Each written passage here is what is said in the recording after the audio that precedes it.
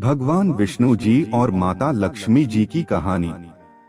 एक बार भगवान विष्णु जी शेषनाग पर बैठे थे और उन्होंने धरती पर घूमने का विचार मन में किया।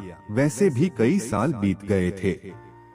धरती पर आए और वह अपनी यात्रा की तैयारी में लग गए। स्वामी को तैयार होता देखकर लक्ष्मी माँ ने पूछा, आज सुबह सुबह कहाँ जाने की तैयारी हो रही है? विष्णु जी ने कहा, है लक्ष्मी, मैं धरती लोक पर घूमने जा रहा हूँ। तो कुछ सोचकर लक्ष्मी माँ ने कहा, हे देव, क्या मैं भी आपके साथ चल सकती हूँ? भगवान विष्णु ने 2 पल सोचा, फिर कहा, एक शर्त पर तुम मेरे साथ चल सकती हो। तुम धरती पर पहुंचकर उत्तर दिशा की ओर बिल्कुल मत देखना। इसके साथ ही माता लक्ष्मी ने हाँ कह के अपनी बात मनवा ली और सुबह सुबह माँ लक्ष्मी और भगवान विष्णु धरती पर पहुंच गए। अभी सूर्य देवता निकल रहे थे। रात में बारिश हुई थी। चारों ओर हरियाली ही हरियाली थी। उस समय चारों ओर बहुत शांति थी और धरती बहुत ही सुंदर दिख रही थी। माँ लक्ष्मी मंत्रमुग्ध होकर धरती को देख रही थी और भूल गई कि पति को क्या वचन देकर आई है। और चारों ओर देखती हुई कब उत्तर दिशा की ओर देखने लगी, पता ही नहीं चला। उत्तर दिशा में माँ लक्ष्मी को एक बहुत ही सुंदर बगीचा नजर आया और उस तरफ से अच्छी खुशबू आ रही थी और बहुत ही सुंदर सुंदर फूल खिले थे। यह एक फूलों का खेत था और माँ लक्ष्मी बिना सोचे समझे उस खेत में गई और एक सुंदर सा फूल तोड़ लाई। लेकिन यह क्या, जब माँ लक्ष्मी भगवान विष्णु के पास वापस आई तो भगवान विष्णु की आंखों में आंसू थे और भगवान विष्णु ने माँ लक्ष्मी को कहा कि कभी भी किसी से बिना पूछे उसका कुछ भी नहीं लेना चाहिए और साथ ही अपना वचन भी याद दिलाया। माँ लक्ष्मी को अपनी भूल का पता चला तो उन्होंने भगवान विष्णु से इस भूल की माफी मांगी। तो भगवान विष्णु ने कहा कि जो तुमने भूल की है उसकी सजा तो अवश्य मिलेगी। जिस माली के खेत से तुमने बिना पूछे फूल तोड़ा है, यह एक प्रकार की चोरी है। इसलिए अब तुम 3 साल तक माली के घर नौकर बनकर रहो। उसके बाद मैं तुम्हें बैकुंठ में वापस बुलाऊंगा। माँ लक्ष्मी ने चुपचाप सर झुकाकर हाँ कर दी और माँ लक्ष्मी एक गरीब औरत का रूप धारण करके उस खेत के मालिक के घर गई। घर क्या, एक झोपड़ी थी और मालिक का नाम माधव था। माधव की बीवी, 2 बेटे और 3 बेटियां थी।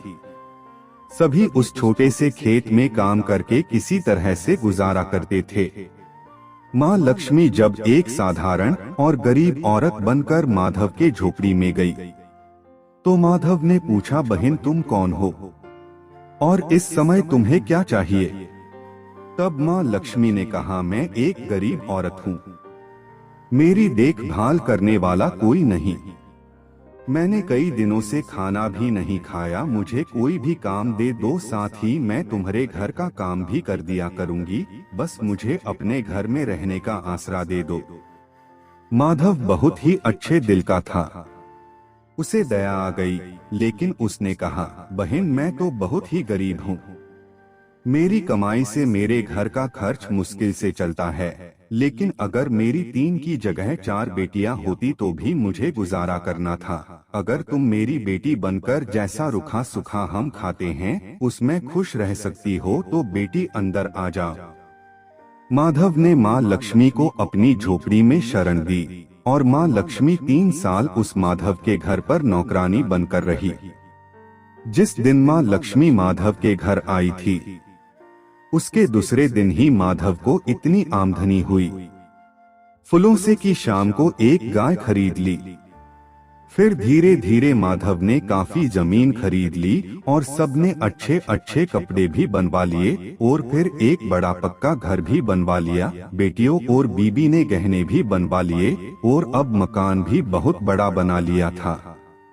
माधव हमेशा सोचता था कि मुझे यह सब इस महिला के आने के बाद मिला है।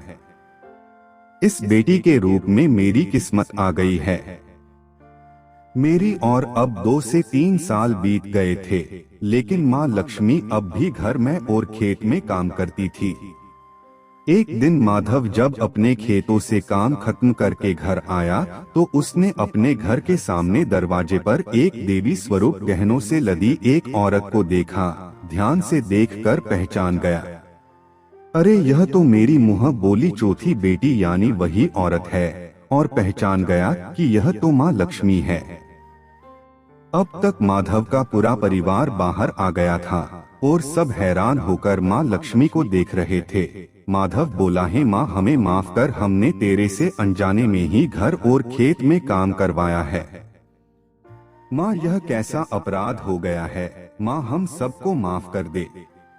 अब माँ लक्ष्मी मुस्कुराई और बोली, माधव तुम बहुत ही अच्छे और दयालु व्यक्ति हो। तुमने मुझे अपनी बेटी की तरह से रखा, अपने परिवार के सदस्य की तरह से रखा। इसके बदले मैं तुम्हें वरदान देती हूँ कि तुम्हारे पास कभी भी खुशियों की और धन की कमी नहीं रहेगी। तुम्हें सारे सुख मिलेंगे जिसके तुम हकदार हो। और फिर माँ अपने स्वामी के द्वारा भेजे रथ में बैठकर बैकुंठ चली गई। इस कहानी में माँ लक्ष्मी का यह संदेशा है कि जो लोग दयालु और साफ दिल के होते हैं, मैं वही निवास करती हूँ। हमें सभी लोगों की मदद करनी चाहिए और गरीब से गरीब को भी तुच्छ नहीं समझना चाहिए। दोस्तों, ऐसे ही वीडियो देखने के लिए चैनल को सब्सक्राइब करें एवं वीडियो को लाइक करें।